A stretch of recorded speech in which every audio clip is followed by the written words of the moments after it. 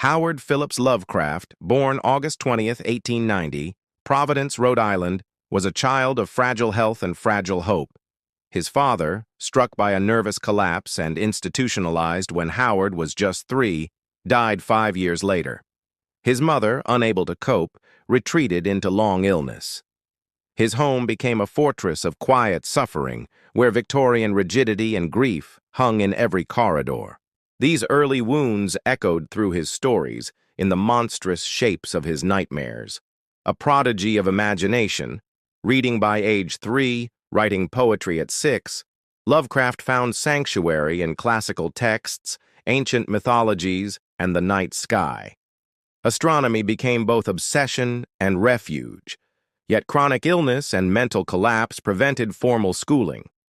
He later described himself riding nervous breakdowns through adolescence, his world shrinking to the dim glow of gaslight and the rustle of pages.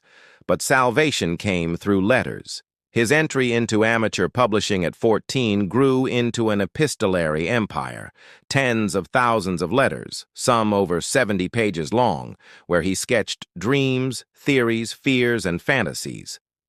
It was here that he coined his philosophical concept, cosmicism, the idea that humanity, in the great dark of space, is utterly insignificant. He wrote, "The oldest and strongest emotion of mankind is fear, fear of the unknown. This principle guided his fiction, stories not of ghosts, but of dread so vast it shreds the mind." In 1913, after criticizing pulp magazines, editors invited him to write. His debut short story, The Alchemist, marked the beginning of a breakthrough, a creeping existential terror that would coalesce into his signature worldview. In the mid-1920s, he fully embraced cosmicism. "All my tales are based on the fundamental premise that common human laws and interests have no validity or significance in the vast cosmos at large." Lovecraft's most iconic creation, The Call of Cthulhu, emerged in 1926, an underwater god so alien it arrests our species' sense of grandeur. He writes, "The thing cannot be described. There is no language for such abysms." That line echoes cosmic dread, where mere knowledge becomes a gateway to horror.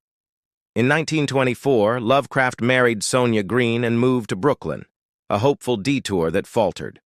Overwhelmed by city life, money worries, and failing health, he grew depressed. In 1926, he returned to Providence.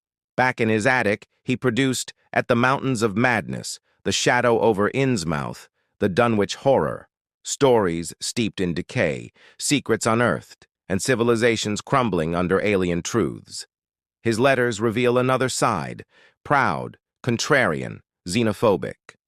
He once wrote that democracy would eliminate the true and the beautiful, replaced by brute efficiency and materialism.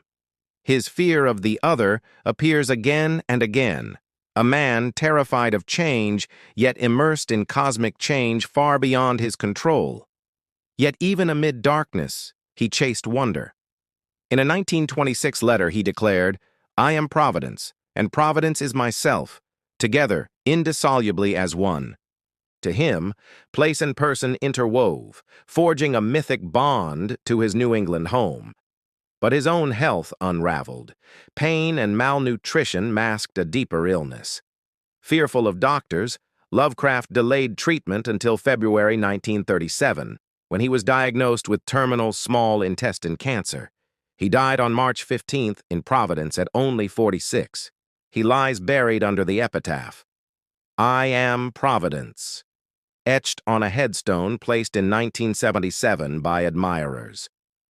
After his death, August Derleth and Donald Wandre founded Arkham House, preserving both his fiction and his prodigious letters. Then S.T. Joshi, Lovecraft's definitive biographer, assembled 150,000 restored words in I Am Providence, revealing a man whose intellect soared even as his mind cracked. Lovecraft's legacy, haunting, complex, troubling, is undeniable. Cosmic horror rippled outward. Stephen King, Neil Gaiman, Guillermo del Toro, John Carpenter all carry his torch. RPGs like Call of Cthulhu still echo his chants. In his house at Relaya, dead Cthulhu waits dreaming. Yet the man and the myth remain entwined in tension. Lovecraft confronted the void of space, only to retreat into small-town dread. He wrote of universal insignificance, yet clung to prejudiced labels.